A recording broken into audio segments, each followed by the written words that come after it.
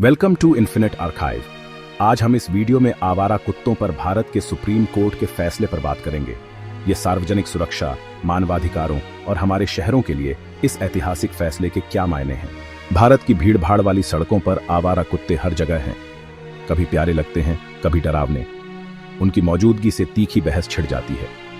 क्या वे दया के हकदार साथी हैं या सार्वजनिक सुरक्षा के लिए खतरा? यह विवाद सुप्रीम कोर्ट तक पहुंच गया है। हमें यह सोचने पर मजबूर कर रहा है कि हमारे कानून मानव सुरक्षा और पशु कल्याण के बीच कैसे संतुलन बिठाते हैं। पशु अधिकार कार्यकर्ता आवारा कुत्तों को अधिकारों वाले संवेदनशील प्राणी मानते हैं। दूसरे कुत्ते के काटने और रेबीज के बारे में चिंतित हैं। कोर्ट की चुनौती, क्या हम लोगों और एनिमलों दोनों की रक्षा कर सकते हैं बिना क्रूरता का सहारा लिए? इसका जवाब न केवल हमारे कानूनों को आकार देगा, बल्कि उस समाज को भी जैसा हम बनना चाहते हैं। क्या हम डर से शासित हैं या तर्क और करुणा से निर्देशित हैं? भारत का कुत्तों से रिश्ता बहुत पुराना है। कुत्ते सदियों से साथी रहे हैं, रक्षक रहे हैं और आध्यात्मिक प्रतीक भी रहे हैं। पुरातात्विक खोजों से पता चलता है कि कुत्तों को इंसानों के साथ दफनाया जाता था और महाभारत जैसे महाकाव्यों में उनकी वफादारी का बखान किया गया है। ग्रामीण भारत में कुत्ते आज भी गांवों की रखवाली करते हैं और उन्हें सामुदायिक जानवर माना जाता है। कुछ परंपराओं में तो कुत्तों को पवित्र मानकर उनकी पूजा भी की जाती है। मंदिरों में उन्हें खाना खिलाया जाता है और उनकी रक्षा की जाती है। आवारा कुत्तों को खाना खिलाना अच्छा कर्म माना जाता है। यह एक परंपरा है जो पीढ़ियों से चली आ रही है। लेकिन औपनिवेशिक कानूनों और तेजी से अर्बनकरण ने इस रिश्ते को बदल दिया। सामुदायिक कुत्तों को एक परेशानी के रूप में देखा जाने लगा। इसका नतीजा यह हुआ कि कोएग्जिस्टेंस संघर्ष में बदल गया, जिससे आज के आवारा कुत्तों की दुविधा की नींव पड़ी। आवारा कुत्तों का संकट एक गहरी चिंता का विषय जो कई शहरी और ग्रामीण परिदृश्यों को परेशान कर रहा है, कोई आकस्मिक घटना नहीं है। यह केवल दुर्भाग्यपूर्ण परिस्थितियों का मामला नहीं है। यह वास्तव में हमारे अपने डीडों का सीधा परिणाम है। यह उन विकल्पों का परिणाम है जो हमने चुने हैं, उन प्रणालियों का जो हमने बनाई है और उन जिम्मेदारियों का जिन्हें हमने अक्सर अनदेखा किया है। यह संकट बड़े पैमाने पर तेजी से और अक्सर अनियोजित शहरी विकास के कारण होता है। जैसे जैसे शहर अभूतपूर्व दर से फैलते हैं, बुनियादी ढांचा गति बनाए रखने के लिए संघर्ष करता है और पशु कल्याण अक्सर पीछे छूट जाता है। अर्बनकरण का निरंतर मार्च प्राकृतिक आवासों को बाधित करता है और ऐसे वातावरण बनाता है जहां आवारा आबादी बढ़ सकती है। सबसे महत्वपूर्ण योगदान देने वाले कारकों में से एक कचरे का अत्यधिक जमा होना और लगातार खराब अपशिष्ट प्रबंधन प्रथाएं हैं। ये भरे हुए कूड़ेदान और उपेक्षित लैंडफिल आवारा एनिमलों के लिए आसानी से उपलब्ध भोजन बन जाते हैं। यह निरंतर और आसानी से सुलभ भोजन स्रोत आवारा एनिमलों के लिए अंतहीन पोषण प्रदान करता है, प्रभावी ढंग से उनकी जनसंख्या वृद्धि को बढ़ावा देता है और उन्हें खतरनाक दरों पर प्रजनन करने की अनुमति देता है। भोजन की उपलब्धता सीधे आवारा कुत्तों की संख्या में वृद्धि से संबंधित है। इस पहले से ही जटिल समस्या में छोड़े गए पालतू जानवर भी शामिल हैं, अक्सर बंध्याकरण रहित और सड़कों पर जीवित रहने के लिए अनुपयुक्त। ये जानवर जो कभी मनुष्यों की देखभाल के आदी थे, एक कठोर वातावरण में धकेल दिए जाते हैं, जहां उन्हें भोजन और आश्रय खोजने के लिए संघर्ष करना पड़ता है। ये परित्यक्त जानवर अनिवार्य रूप से मौजूदा सड़क के कुत्तों के साथ प्रजनन करना शुरू कर देते हैं, जिससे आवारा कुत्तों की नई पीढ़ियां पैदा होती हैं जो कठिनाई और अनिश्चितता के जीवन में पैदा होती हैं। परित्याग और प्रजनन का यह चक्र संकट को कायम रखता है। इस मुद्दे को संबोधित करने में एक महत्वपूर्ण बाधा यह है कि कई लोग बस बंध्याकरण के महत्वपूर्ण महत्व को नहीं समझते हैं, दोनों पालतू एनिमलों और सामुदायिक एनिमलों के लिए। इसके अलावा जिम्मेदार पालतू पशु स्वामित्व के बारे में व्यापक जागरूकता की कमी है, जिसमें उचित देखभाल प्रदान करना, टीकाकरण सुनिश्चित करना और अवांछित कूड़े को रोकना शामिल है। पशु कल्याण के बारे में मिथक और गलत सूचनाएं बनी हुई हैं, जो अक्सर जिम्मेदार पालतू पशु स्वामित्व और आवारा एनिमलों के मानवीय उपचार को बढ़ावा देने के प्रयासों में बाधा डालती है। शिक्षा की गंभीर कमी है, जिससे कई लोग अपने कार्यों के परिणामों से अनजान हैं। इसका परिणाम गैर जिम्मेदार प्रजनन का एक दुष्चक्र है, जहां एनिमलों को उनके भविष्य या पहले से ही सीमित संसाधनों पर दबाव के बारे में विचार किए बिना प्रजनन करने की अनुमति दी जाती है। इसके बाद परित्याग होता है, क्योंकि लोग संतान की देखभाल करने में असमर्थ या अनिच्छुक होते हैं। जिससे अनियंत्रित जनसंख्या वृद्धि होती है और सड़कों पर जीवित रहने के लिए संघर्ष करने वाले एनिमलों की संख्या लगातार बढ़ती जाती है। जब तक हम प्रभावी अपशिष्ट प्रबंधन रणनीतियों को लागू करके और जिम्मेदार पालतू पशु स्वामित्व और पशु कल्याण पर सार्वजनिक शिक्षा को प्राथमिकता देकर इस समस्या के मूल कारणों को संबोधित नहीं करते हैं, आवारा कुत्ते की समस्या निस्संदेह बनी रहेगी, जो पशु कल्याण और सार्वजनिक स्वास्थ्य दोनों के लिए खतरा बनी रहेगी। आवारा कुत्ते का संकट केवल सरकारों और संगठनों की ओर से नीतिगत विफलता नहीं है, यह उससे कहीं अधिक गहरा है।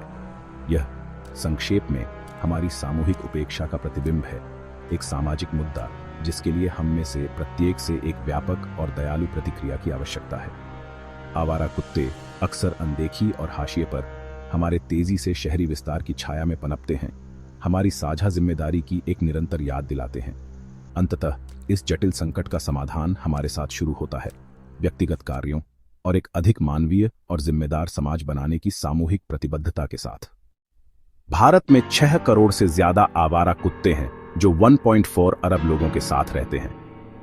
हर साल लाखों कुत्तों के काटने की घटनाएं सामने आती हैं, जिनमें बच्चों को सबसे ज्यादा खतरा होता है।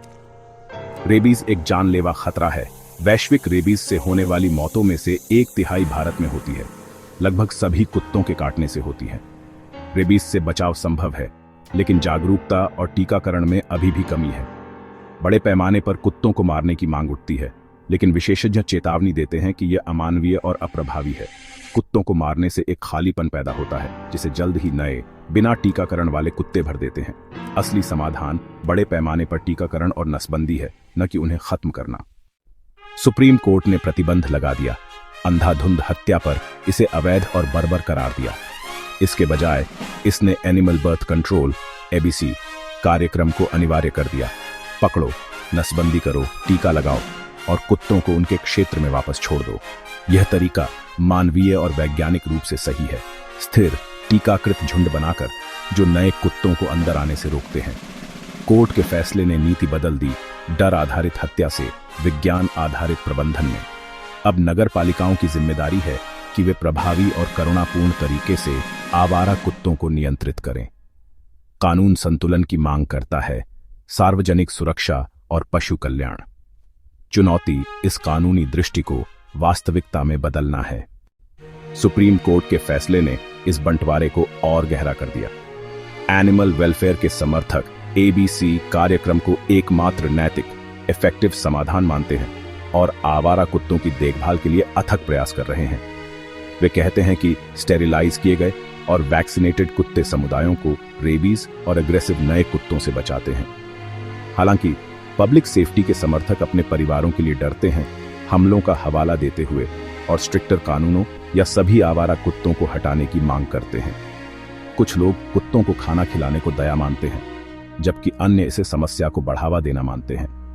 यह बहस इमोशनल है, जिसमें दया और डर पब्लिक जगहों के लिए रोजाना संघर्ष कर रहे हैं। आम सहमति खोजना पहले से कहीं ज्यादा मुश्किल है। विशेषज्ञ पूरी तरह से समर्थन करते हैं एबीसी कार्यक्रम का। विश्व स्वास्थ्य संगठन सिफारिश करता है कुत्तों का बड़े पैमाने पर टीकाकरण और नसबंदी रेबीज को खत्म करने के लिए। कुत्तों को मारना विफल हो जाता है, कुत्तों को हटाना केवल आमंत्रित करता है नए बिना टीकाकरण वाले कुत्तों को, जिससे समस्या और बढ़ जाती है।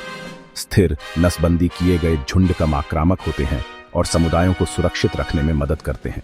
कानूनी तौर पर सर्वोच्च न्यायालय का निर्णय आधारित है संविधान के करुणा और सार्वजनिक सुरक्षा के आह्वान पर। एबीसी कार्यक्रम एक सार्वजनिक स्वास्थ्य और पशु कल्याण पहल दोनों है।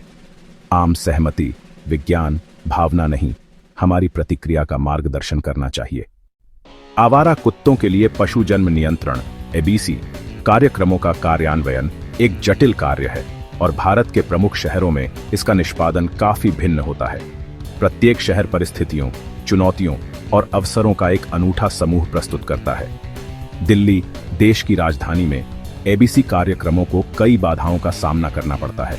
वे बड़ी आवारा कुत्तों की आबादी को प्रभावित करने के लिए आवश्यक पैमाने को प्राप्त करने के लिए संघर्ष करते हैं, अक्सर धन की पुरानी कमी से बाधित होते हैं और व्यापक नसबंदी प्रयासों का समर्थन करने के लिए अपर्याप्त बुनियादी ढांचे से और भी जटिल होते हैं। शहर का विशाल आकार और इसकी जटिल प्रशासनिक संरचना कठिनाई की परतें जोड़ती है। कारकों का यह संगम अनियमित और असंगत परिणाम देता है, जिसमें कुछ क्षेत्रों में प्रगति देखी जाती है जबकि अन्य पीछे रह जाते हैं, जिससे पूरे शहर में पशु कल्याण का एक असमान परिदृश्य बनता है। व्यापक डेटा की कमी कार्यक्रमों के वास्तविक प्रभाव को और स्पष्ट करती है। मुंबई एबीसी पहलों का एक लंबा इतिहास वाला शहर चुनौतियों के एक अलग सेट का सामना करता है। जबकि कार्यक्रम अधिक स्थापित हैं, वे अक्सर निवासियों और आवारा कुत्तों को खिलाने वालों के बीच भयंकर कन्फ्लिक्टों का सामना करते हैं, जिससे तनाव पैदा होता है और नसबंदी प्रयासों के सुचारू संचालन में बाधा आती है। इन कन्फ्लिक्टों के बावजूद मुंबई के कुछ वार्डों ने लगातार और लक्षित एबीसी हस्तक्षेपों के माध्यम से स्थिर या यहां तक कि घटती कुत्ते आबादी को प्राप्त करते हुए उल्लेखनीय प्रगति का प्रदर्शन किया है। ये सफलता की कहानियां अन्य क्षेत्रों के लिए मूल्यवान सबक प्रदान करती हैं। कोलकाता दूसरी ओर एक मजबूत सामुदायिक देखभाल संस्कृति से लाभान्वित होता है, जहां निवासी आवारा एनिमलों की भलाई में अधिक सक्रिय रूप से शामिल होते हैं। यह स्थानीय सरकार और समर्पित गैर सरकारी संगठनों के बीच मजबूत साझेदारी के साथ एक अधिक सफल और व्यापक रूप से स्वीकृत एबीसी कार्यक्रम में योगदान दिया है। सहयोगात्मक भावना आवारा कुत्तों के लिए अधिक मानवीय वातावरण को बढ़ावा देती है। कान क्लिपिंग जैसे दृश्य संकेत, जिसमें कुत्ते के कान का एक छोटा सा हिस्सा शल्य चिकित्सा से हटाना शामिल है, निवासियों के लिए एक स्पष्ट दृश्य संकेतक के रूप में कार्य करता है कि एक कुत्ते को नसबंदी और टीकाकरण किया गया है। समुदाय के भीतर आवारा कुत्तों के प्रति अधिक सहिष्णुता और समझ को प्रभावी ढंग से बढ़ावा देना। फिर भी इन स्थानीय सफलताओं के बावजूद सभी शहर सामान्य चुनौतियों से जूझते हैं, जिनमें सीमित वित्तीय और मानव संसाधन, विभिन्न क्षेत्रों में कार्यक्रम निष्पादन में असंगति और आवारा कुत्ते प्रबंधन के संबंध में जनमत में लगातार विभाजन शामिल है। अंततः इनमें से किसी भी शहर में सफलता अक्सर भावुक व्यक्तियों, सक्रिय गैर सरकारी संगठनों और सामुदायिक स्वयंसेवकों के समर्पण और अथक प्रयासों पर निर्भर करती है, जो पशु कल्याण के उद्देश्य का समर्थन करते हैं। एबीसी कार्यक्रमों को अनिवार्य करने का सर्वोच्च न्यायालय का निर्देश एक महत्वपूर्ण कदम है, लेकिन यह एक लंबी और जटिल प्रक्रिया की शुरुआत मात्र है। स्थायी और सार्थक परिवर्तन के लिए वास्तव में समन्वित प्रयास की आवश्यकता है, जिसमें स्थानीय अधिकारियों, पशु कल्याण संगठनों और एक सामान्य लक्ष्य की दिशा में मिलकर काम करने वाले नागरिकों के बीच सहयोग शामिल है। मानवीय आवारा कुत्ते प्रबंधन की दिशा में यात्रा निस्संदेह लंबी और कठिन है, लेकिन निरंतर प्रतिबद्धता और सहयोगात्मक कार्रवाई के साथ अधिक दयालु भविष्य की दिशा स्पष्ट और प्राप्त करने योग्य है। आगे का रास्ता साफ है, एक ऐसा रास्ता जो करुणा से रोशन है, विज्ञान से निर्देशित है और व्यावहारिक समाधानों से बना है। इसके लिए एक बहुआयामी दृष्टिकोण की आवश्यकता है, एक ऐसे प्रयासों का सामंजस्य जो मनुष्यों और एनिमलों दोनों के लिए एक बेहतर दुनिया बनाने के लिए तालमेल बिठा सके। हमें पशु जन्म नियंत्रण एबीसी और एंटी रेबीज टीकाकरण कार्यक्रम के लिए पूरी तरह से प्रतिबद्ध होना चाहिए।